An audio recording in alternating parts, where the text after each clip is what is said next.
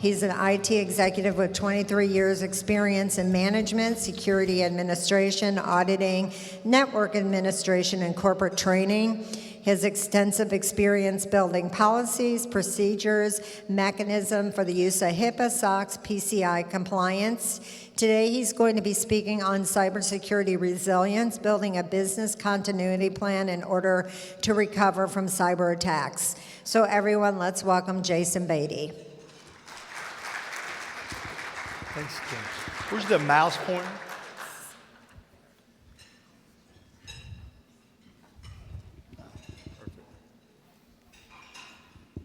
Thank you, Kim. Thank you, FutureCon, for having me out. I appreciate it. And when I was asked to give this talk, one of the things that I thought about was what a title would be. And I am not a stander, I'm a walker, so here I go. At Black Hat last year, they did a poll to see what was the best buzzword in the industry. So if I was giving this talk 10 years ago, it might have been titled something like cybersecurity synergies. You guys remember that? The synergy buzzword. So this is actually the results. So zero trust is way up there. I didn't want to go with that. So my choice was cyber resilience. And to talk about cyber resilience, I really wanted to talk about how we do things today, how we've done things in the past, and how we should be doing things in the future based on what we see. So let's talk a little bit about the past. For those of you new people in cybersecurity, how many people, and I'm very big on audience participation, right? So big hands, how many people have been working in cybersecurity since, we'll say, the 80s? Couple people, right? Yeah. Familiar faces, people that I've seen in the industry. How about the 90s? Been in it since the 90s. Okay? So everybody else, around 23 years, right? So let's start back in the day when cybersecurity first started. When the internet first started. Does anybody recognize ARPANET? You ever heard of ARPANET? The Advanced Research Project Agency. So these guys all got together. Funny thing, they got together at the Washington Hilton in Washington, D.C. It's where we still have SmooCon. It's a famous hotel. If you've never been to this hotel, it's a great place to go. Jimi Hendrix played there. The Doors played there. Ronald Reagan was shot there. But one of the most important things that happened is they got together and they decided they were going to make ARPANET. ARPA and the DoD got together, they created this, and as soon as this happened, what happened? Well, we started having people playing with it. And we came up with what was called the Creeper, right? Creeper and the Reaper, right? The Creeper was created to track people across ARPANET, basically just show up a little thing. First virus, if you will. The Reaper was created as kind of the first antivirus to come in and find it and get rid of it. So here we have the beginning of cybersecurity. We have something that's an intrusion that's going on, and then we have something that's coming into place to get rid of that intrusion. Fast forward 10 years, we get a little bit more advanced, right? You had Norton, you had McAfee. Smart guys. They come in, they create your first commercial antivirus. Signature-based, right? It's bad. It comes to the door, we look at it, it matches the signature of somebody that I know that's bad. We're going to stop it from coming in. Old school stuff, right? Then we move online. In the 90s, everything goes online. You guys have seen the old YouTube videos of people going, www, what is that, right? Everything goes onto the cloud.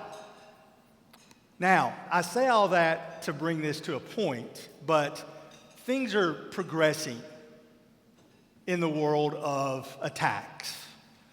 2000, we start having some professional cyber attacks that are happening. Stuxnet, right?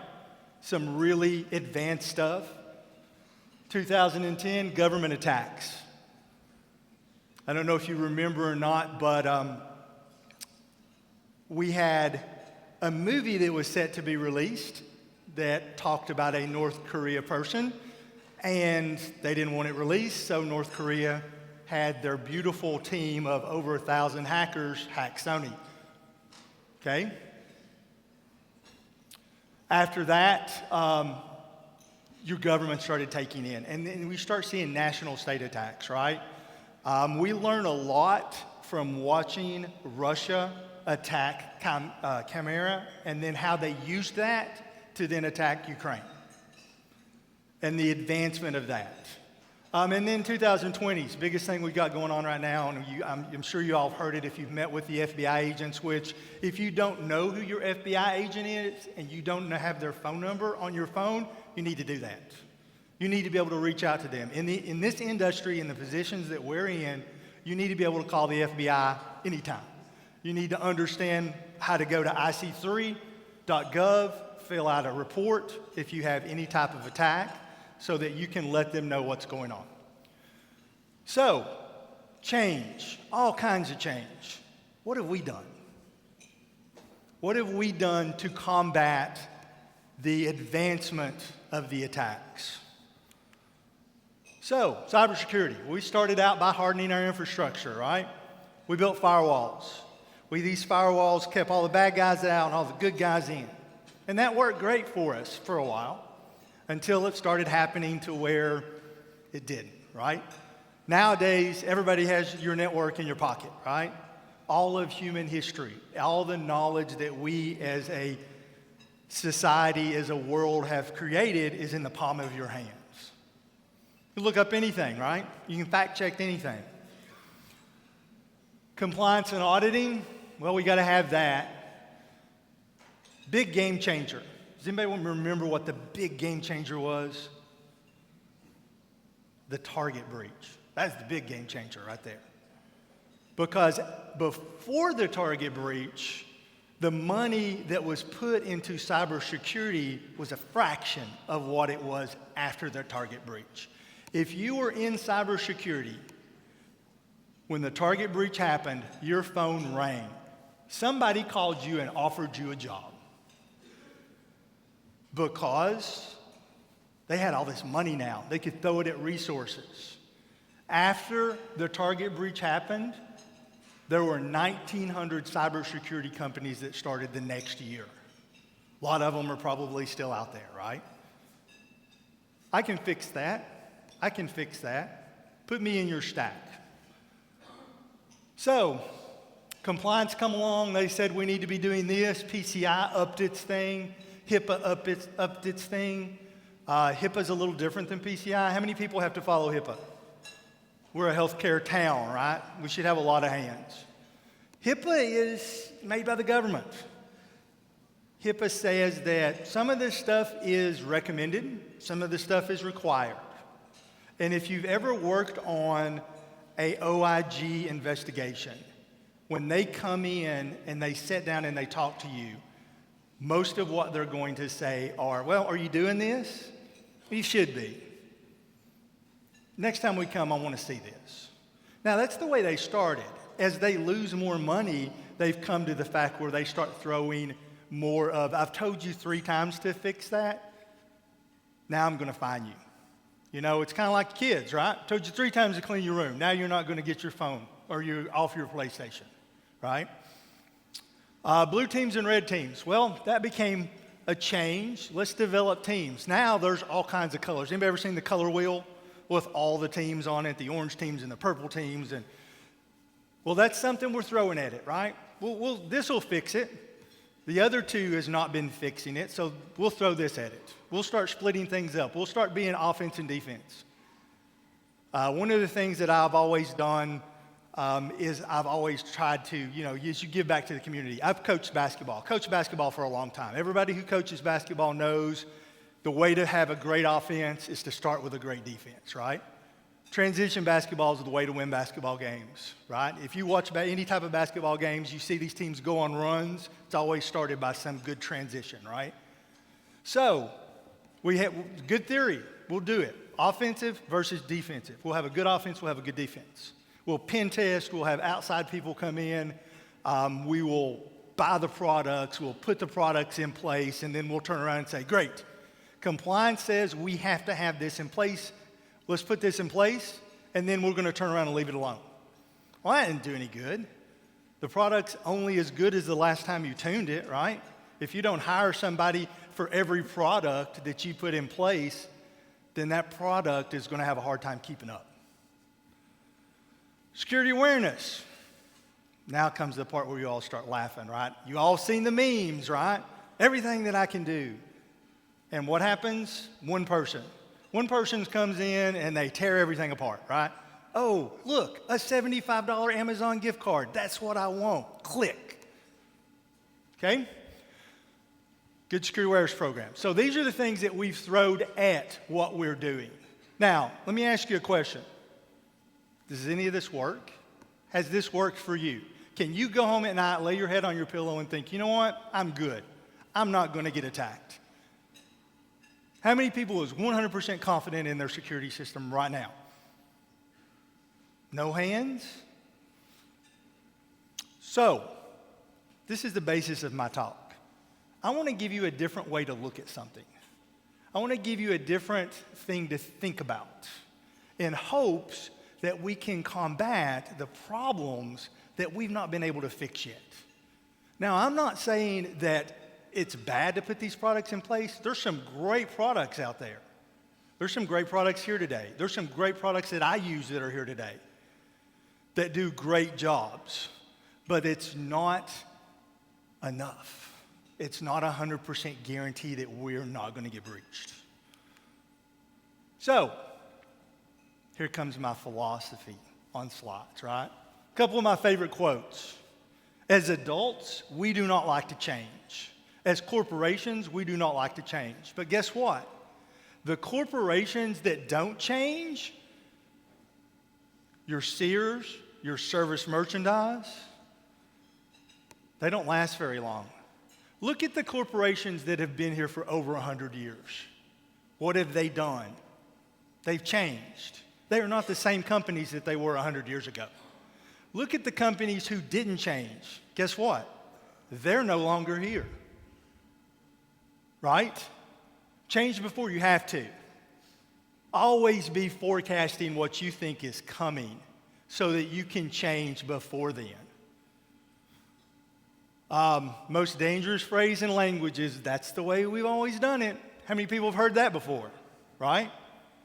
Exactly. Has that worked? My favorite one of all time, John Maxwell. Change is inevitable. It's going to happen. Growth is optional. Growth doesn't always happen with change. I took a course one time from a company in Texas called Main Nerve Management. It's called Modelnetics. Anybody ever heard of Modelnetics before? Yeah, look it up. It's a great course. They had one of the models in there that was the change curve. Looked like an EKG. You're going along like this. You make a change, all of a sudden it's disrupted everything. The change comes back up and we continue to go. Well, are we better or are we worse? We may be better. That's a positive change. We may not be better. We may be worse. That's a negative change. So what? Change again. Continue to change until you get your positive change. Life doesn't get better by chance. It gets better by change. We are leaders of our communities. We're leaders of our departments. We're all executives, cybersecurity. It's our job to be that. Now, the next question that I want to ask you is, are you a leader? Are you a leader or are you a manager? Are you just managing your day-to-day problems? Are you just managing your employees or are you leading them? Do they have a purpose? Does your employees have a purpose?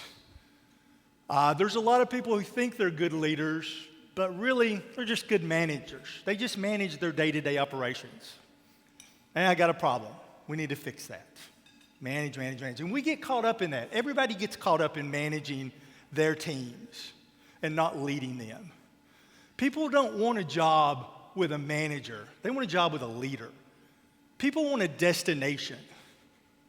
The guys that I hire, I give them something. Here's our destination. Here's where we're going. The very first thing I said when I took over the company, the IT department that I work at right now, I looked at my team and I said, you know what we're going to do?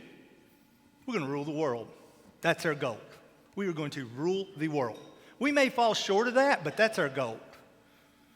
And we're going to start that goal by building the best IT department in this town. in this country. And I guarantee you we'll be the best IT department in our business where we work because we're the only one. But now, that's not all we do. Who do you think they call when they need an operational problem fixed? Who do you think they call when they need to streamline the way HR is going? They call us because we are doing our job so well that we have other teams now coming to us. Once again, we're ruling the world, right? That's our goal. So, in order to do this, you need to be able to have a really good cyber resilience plan, but more importantly, you need to be able to have a good cyber recovery plan. Stop thinking of, I'm preventing the problem. Start thinking more like, what am I going to do when the problem hits? You should think, I walk into my company, nothing works. Everything's 100% down. What do I do next? So, in order to do that, in order to have a really good recovery department, company, so that you can weather the storms that you know are coming. What's your mission critical applications?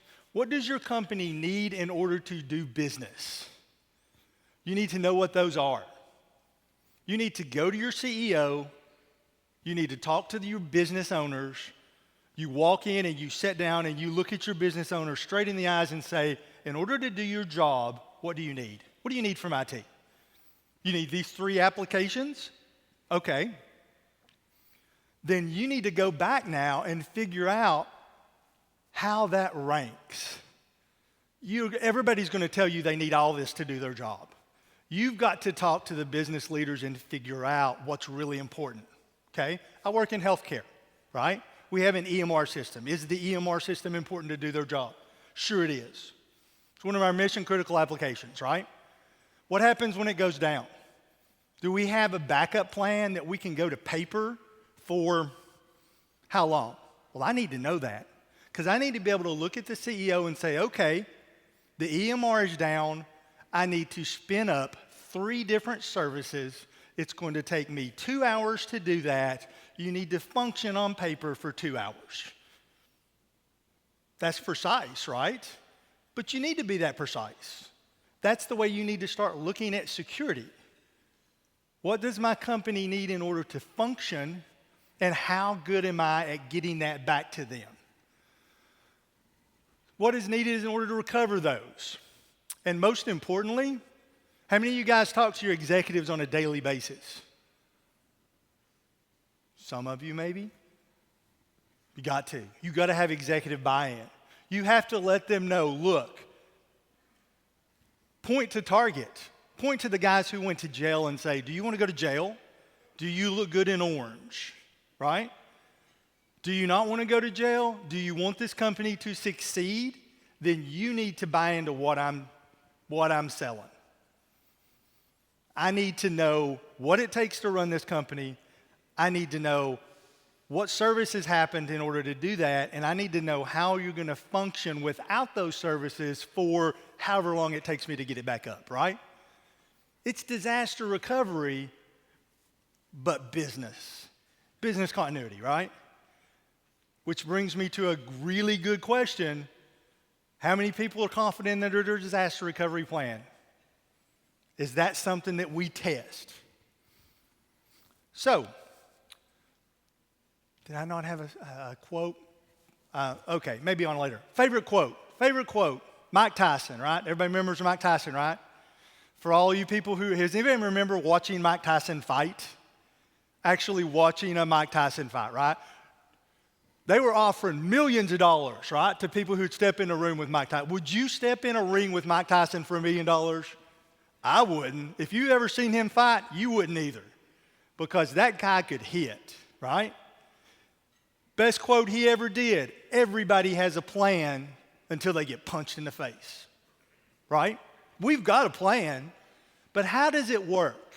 How many of you have sat through a breach? I know some of you have. You don't have to raise your hands. But how many of you have sat through a breach and walked up and said, okay, I know exactly what I'm going to do. This is what I'm going to do for step 1, step 2, step 3 in order to get my company function. No problem. We'll take care of it. Or how many of you sat there and went, what do I do next? A good business continuity plan is a disaster recovery plan for the business. It contains a really good security incident response plan. It contains a really good disaster recovery plan, a good root cause analysis and improvement plan, and a good security awareness program, okay? And we're going to touch on those a little bit. So, you need to have a digital and a physical. That's my office. I know you guys are jealous. That is a nice couch. I will tell you right now, it's nice. I love it. You see that book right there? That's my business continuity plan. There it is. If I get hit by a Mack truck on my way home today, my company knows what to do. If you walk in and the internet is completely down in your company and all of your business continuity stuff is online, good luck. How does that help? Who do you call? That's mine. That's where it sits. I have this beautiful little flow chart that I created, I don't know how many companies ago, that talks about a security incident response plan. And this goes from the guy walks up to me and lays it on my desk. Hey, this might be a problem. Right here. That might be an issue. I take that, I look at that, I figure out if it's an issue or not. This is him laying it to me, by the way.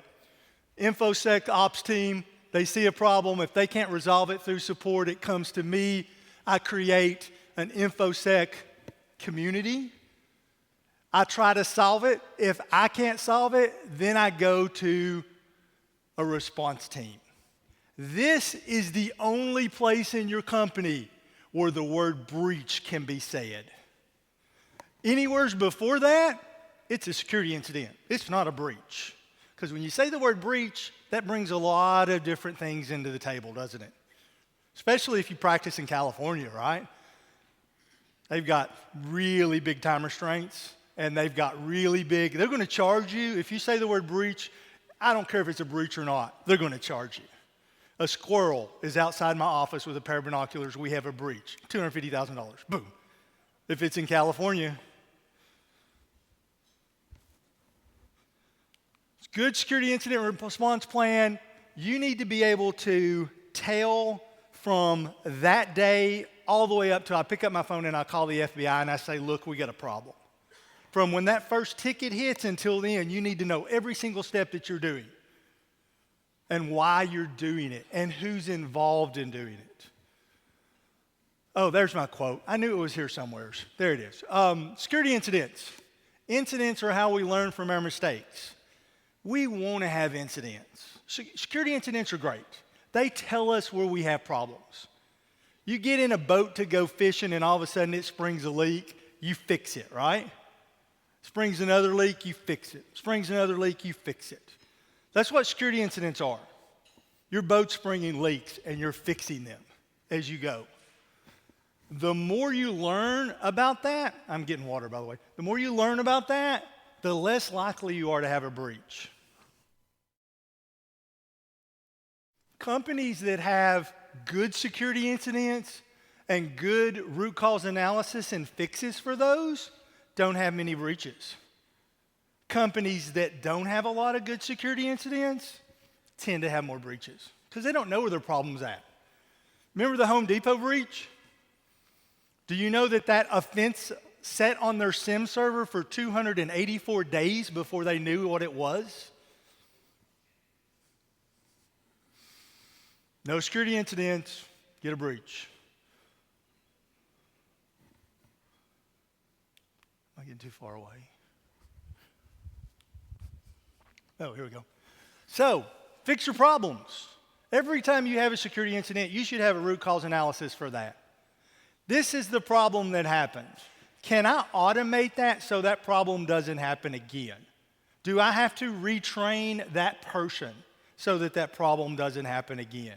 How can I make it to alleviate the chance that that'll ever be another security incident? If you keep alleviating those, you're not going to have to worry about breaches. as much. Always going to have to worry about them. That's why we have recovery, right? Fix your problems as you see them. How many people see security problems in their job, right? Everybody. We all see them, right? How many of you do a root cause analysis and fix it immediately or have a team that does that? Very few. You're on a boat out in the water and you're springing leaks and you're not fixing those leaks. What's going to happen pretty soon? Is everybody follow me? External audits, right? External audits. Don't know what you don't know. Don't get defensive. I like external audits. A lot of times I like it because they come in and they say, you need to fix A, B, and C. And they hand me that piece of paper, and that piece of paper says, here's your audit. You need to fix A, B, and C. You know what I do with that? I walk right into my executive's office and I say, you know A, B, and C, we've been talking about that. There you go. We need to fix that. I got it on paper. You paid a lot of money for somebody to come in and tell you the same things we've been telling you. Now, the great thing is if they find something that I don't know about. It's Christmas. I didn't know that was an issue. Let's fix that immediately. But because they've paid the money to do this, they're going to believe that a lot more, right?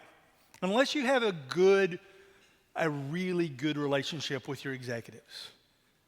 And I'll talk about that in a minute. Don't get defensive about it. They're looking at your framework to try to help you. I have been called to so many companies. Companies will call me, and I'll come into the company, and they'll be like, what do we do about this? And they'll show me an external audit, and it will be red. Just like that math test I used to get back in 8th grade. Completely marked all to pieces of all the things they need to fix. And they're overwhelmed. That's bad security. It shouldn't be that red. But we all have it, right? Anytime you have an organization that's I like to call them ma and pa shops, right? I'm from East Tennessee, if you can't tell by the accent. Ma and pa shops, we say that all the time up there. They will turn into a major organization. That's what we want. If they're going to grow, they're going to go from a ma and pa shop to a corporation. During that growth, they're going to hit the red phase, as I like to call it, where they get audited and it's like crap. Even if you're growing through that, you're a regular company, privately traded, all of a sudden you go public traded, SOX comes in, you guys know SOX, right? Everybody remember Enron? Enron's the reason we have SOX, right? When SOX comes in and they're like, here's what you need to do in order to be publicly traded, let me tell you something, that's crazy. I've seen that, I've been on both ends of that, right? I've been to New York, I've been deposed by those guys. I know exactly what that looks like. That's hard. That's a lot of red. But that means you're growing. And what did I say earlier in my slide? Don't fear change. You want the change. You want the challenge. You want your team to have the challenge. If they're not challenged, they're not going to enjoy working for you. They're not going to have a destination. You walk in every team meeting and you're like, we got something cool today. We've got something we've got to fix. These guys are on board. So much to the point is every time I train on somebody, I ain't going to mention any names, may even steal some of them from me. Couple. Not that I'm bitter about that, right? No, I'm joking. Why is this thing? Okay, security awareness. Now let's get to this point. Every new hire that comes into my company has to sit down with me for 15 minutes. Now, I do it usually on a Monday. Everybody that's been hired the last 2 weeks mandatory. They have to sit down with me for 15 minutes. I'm in front of everybody. Why am I doing that? 2 reasons. First reason, I want them to know who I am. I want them to know who I am and how to get in touch with me. And the second reason, I want them to do that. I want them to get in touch with me. I spoke at a conference this past Saturday. And when I was at the conference speaking, I was waiting for my turn to come up and talk. and there was an email that went out. It was a legit email. Had 7 people. It looked a little fishy. Had 7 people email me within 2 minutes saying, hey, is this okay? Is this all right? Can I click on this? The people who are the worst people that I worry about the most, you all have them, right? Everybody picture that person in your head, the person that works at your company that you worry about clicking on something the most. If you don't have one, you're not looking because there's one there, right? Everybody has one. That's the first person I want walking into my office, knocking on my door. I don't care if I'm on the phone, texting me, I don't care, emailing me, saying, hey, does this look fishy? So I'm going to, because this person probably does their job really, really well, but they don't do security well. And the reason why is we've not taught them how to do security.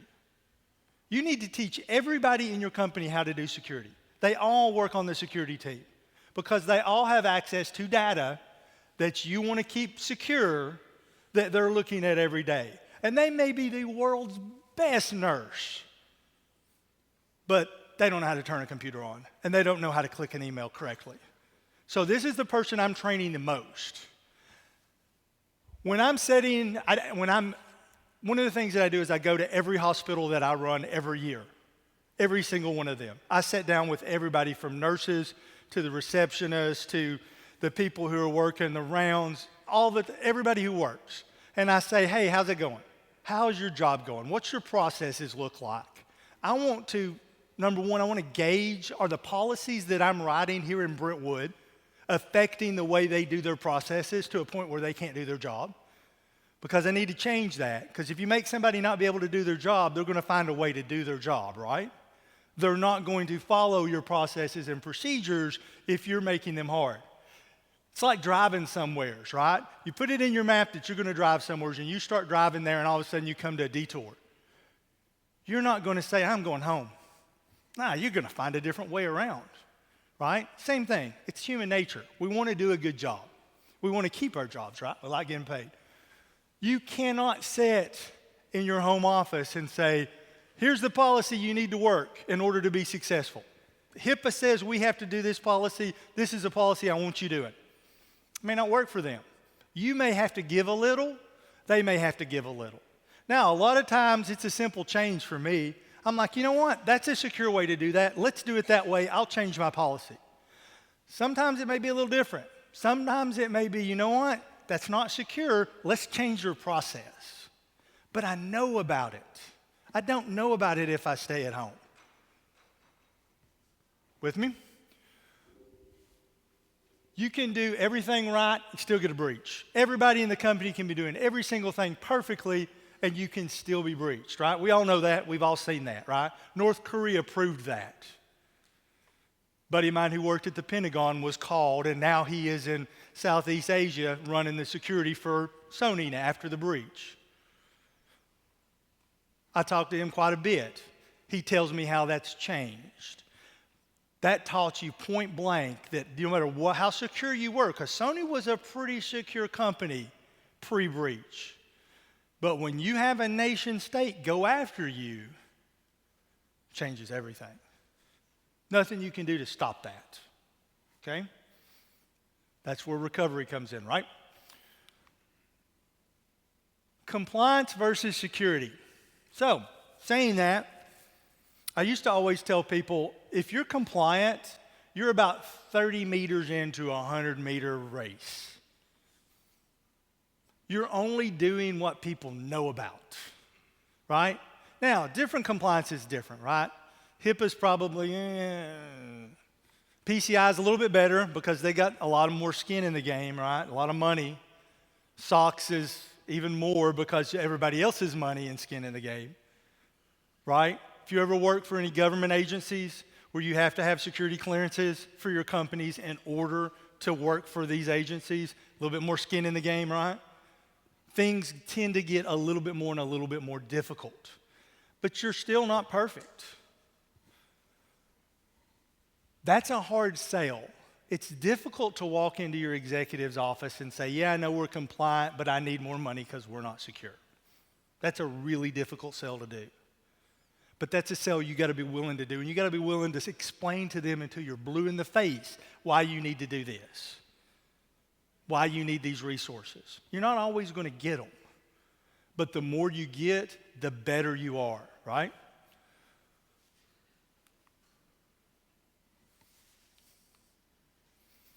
Policies and procedures. All right, here we go. It's my favorite little policy there, right? Little graph. You've seen that before, right? Cats, you drop them, they never fall on their back, they always fall on their feet. Same thing with toast. So theoretically, if you take toast and tape it to the back of the cat, you can create a wormhole, right? Right? Don't make your policies and procedures hard for your company to understand. You got to have them. You have to have them. They have to make whatever compliance that you have work correctly. But don't make them hard to understand. Make sure that everybody reads them. All those people that I set, I point to the policies. This is me. This is how you get in touch with me. Here's where you go out on the website to read our policies and procedures. They're simple. They're easy. How simple and easy they are? About once a year, somebody reaches out to me and says, hey, do you own this company, blah, blah, blah? And I'll be like, no, why? And they'll be like, check this out. And they'll send me a link to their website. And I'll go to their website and I'll go to the bottom and I'll look at their privacy statements on their policies and procedures. And I'll think, that looks familiar. And I'll scroll down to the bottom of it and my signature sometimes will still be there, or they'll have replaced it with their own, where they've copied mine off the internet and put it on their own page. Happens a lot, right? Make them so good, people. You know, what is it? The imitation is the best form of flattery, right? Make them so good everybody steals them, right? And then you get to send the cease and desist letters, and it's a whole big thing. Become OCD about them. How many of you update your policies and procedures every year? Good, right? They change, right? And I'm not meaning go into the last page and write this policy and procedure was updated January 1st, 2023, copy, paste, copy, paste, copy, paste. I mean, look at it. Does it still make sense? Does it still work?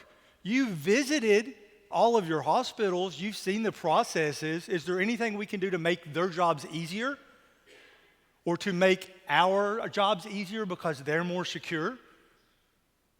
Take a good hard look on them, right? You have some policies and procedures like, the number one HIPAA policy and procedure always is you got to have a privacy officer, you got to have a security officer. That's not going to change, right? Those are not what I'm talking about. I'm talking about the ones on how do they access PHI in my organization? Who has an acceptable use policy that allows that, and how does that change, right? So you look at those every year. They're easy to understand. You become OCD about them. If there's a risk that you've seen, I go back, I look at all my security incidents, I look at all my root cause analysis. I see if there's anything that I need to work on in order to make sure that these policies and procedures function for my company. Okay? Oh, and paperwork. If you don't have paperwork, get paperwork, right? People tend to not do things if they've signed a document saying they won't do things, okay? A great example of that, VPN. I just throwed up here the ones that I keep in my company. But, you can have multitudes of them. VPN's the great one, right? How many people here let their employees use VPNs, right? Okay. How many people here are 100% sure that the computer that they use for that VPN is completely virus-free, is updated, is patched, is ready to go, and encrypted? Where's my hands, right? Maybe. How many people have a policy saying you got to do that? That may not be enough, right? Policy saying this is what you got to do in order to VPN into my network. Sign it. Because if something happens, if I have a security incident, I'm going to bring that back up and say, why didn't you do that? You signed a piece of paper saying you would. Sometimes this is the best way, right? So, I'm going to kind of re-go over a few things real quick here. One of the things I want you to get from today is this. Cyber resilience, I use that because that's a big hot topic right now. Everybody's talking about it, and it's important. I think we should do it. You should make your company as resilient as you can. However, what are you going to do when you get punched in the mouth? Because you know you're going to get punched in the mouth. Start thinking more about, how do I recover from this? That's the plan you need to work on. And that's the plan you need to test, right? And I'm not talking, don't get me wrong, phishing attempts, we should do those every quarter, right? Do those every quarter, have, people who fail those 1, 2, 3 times, you need to have some issues in there. They need to be written up, right? They shouldn't be failing these. Do you know that people who work for payment card industry companies, a lot of those people and a lot of government agencies, if you fail a phishing attempt 3 times in a year, you're done. Termination, right? Termination. We don't do that in healthcare, but there should be something there. You should do your phishing attempts, but you should also test your business continuity plan. Come to work one morning and take your call center down and see what happens. Yeah, right? We do that with disaster recovery. When I was working at Tractor Supply, 2 weeks a year I spent in Boulder, Colorado. You may know what the importance of Boulder, Colorado is. Boulder, Colorado, back in the day, IBM decided they were going to build a facility there, right? 18-building facility wrapped in a beautiful, at the time, OC 192 thing. Level 3 coming in, great internet, great speed. What did they do? They made HP LaserJet 4s. Anybody remember HP LaserJet 4s? Couldn't kill it, right? They made enough for everybody in America to have 2 or 3 or 4, and then they sat back and watched nobody buy anything else. Because those things last forever, right? If you ever go there, you get a chance. Now it's a data center, right? But if you ever go there and you get a chance, you should go into that data center, because on the walls are all these really cool old pictures of the way things were in the 70s and in the 80s. The Texas Instruments, the IBM commercials, the guy in the suit with the crazy hair laying on this little bitty IBM 8088, right? Beautiful, beautiful, cool history of computers. But I went there twice a year to completely shut my company down and fail it over to a disaster recovery and make sure and bring it up and make sure that it worked correctly. How many of y'all have a good disaster recovery plan? Raise your hand. How many of y'all test it every year? Okay. How many feel like they have a good business continuity plan of what's going on in their company? Okay. How many of y'all test that every year? Does it make a difference? Do you know what it takes to keep your company from going under? Do you know the applications you need to have, and can you fix those applications? If you can't, that's the thing I want you to focus on, to think about, right? This is a very blue talk, right? I do a lot of red talks at times at different conferences. I do a lot of blue talks. This is a blue talk, very blue, because the audience, right? So if you don't get anything else from today, learn that. How can I sleep better at night knowing that I can recover after it happens? Because it's going to happen at some point in time. So, questions. Q&A. Anybody? I have a smooth ball to throw if you ask a dumb question. No, I'm joking. Questions? Nobody has any questions whatsoever? Just a lot of pictures. Yes?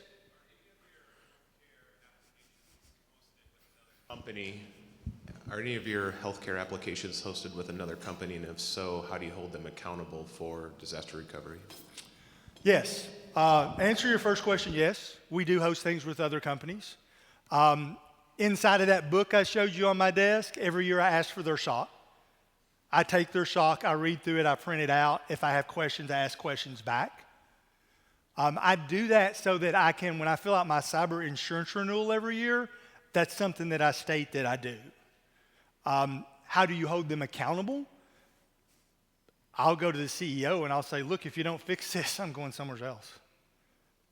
You know, they've got to understand that, you know, beyond the fact of you do the paperwork, you get your business plan in place, you get your non-disclosure plans in place so that you can do business with this company. Once you get all that paperwork in place and you have your signature and their signature on it, if they come back to you with their SOC and it doesn't have the things you expect to see in a SOC, then now I can go back to them legally and say, look, we had a non-disclosure agreement here.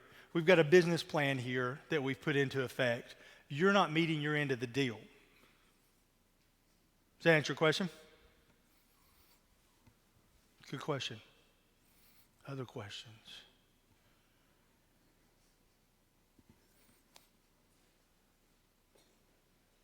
No? This is my email address, my personal email address. Feel free to reach out. You can find me on LinkedIn. I'm there for business most of the time. So if you want to connect, if you have any questions, if you think of anything, I'm happy to answer it. I'll be here all throughout the day, so if you want to come up and talk to me then, once again, I'm happy to answer any questions that you may have. So thank you. Thank you all very much.